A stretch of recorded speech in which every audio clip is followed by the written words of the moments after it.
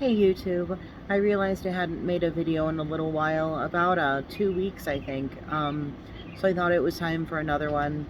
If any of you follow me on my Twitter, you probably know that I've been taking a little break, specifically from legislation and from interviews.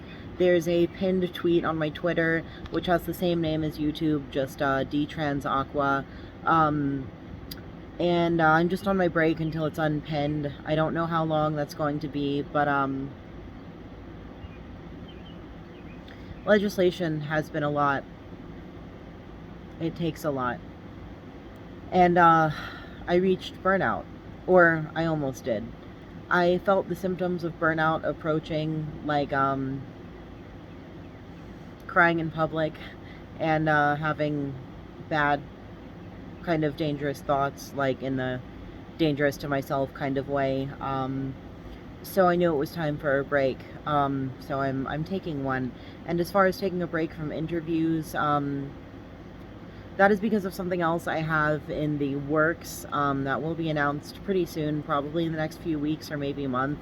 I'm not sure, but it will be officially announced, and it'll make sense why I'm taking a break from interviews, on top of the fact that it's just hard. Like, with interviews and testifying, I'm reliving my trauma over and over and over and over in public, in front of strangers, and having it picked apart and sometimes laughed at or mocked or scrutinized. And it's hard, but it's not a permanent break, so I think that's good, because it did give me things to do those things as well. It didn't just cost me. I mean, I feel heard by the people who are hearing me. And some people have been kind, and I've met really amazing people along the way too, especially the other detransitioners. Like, no one understands like them.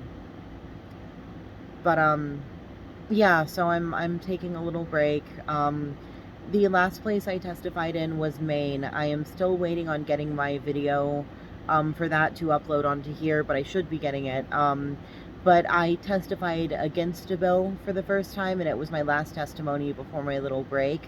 And that trip was a little bit problematic, just because of someone I met that revealed things to me that I wasn't privy to, that I was made incredibly uncomfortable by. But, I guess it is what it is, and I still testified. I still made a difference, I guess, maybe. I met quite a few people that were not an issue, and met up with people I knew before, like Sidewalk Steve, who I met in Massachusetts and have known on social media prior to this. But yeah, those are my updates. Well, other than that, school has ended and started again. I'm done with the spring semester and on to the summer semester.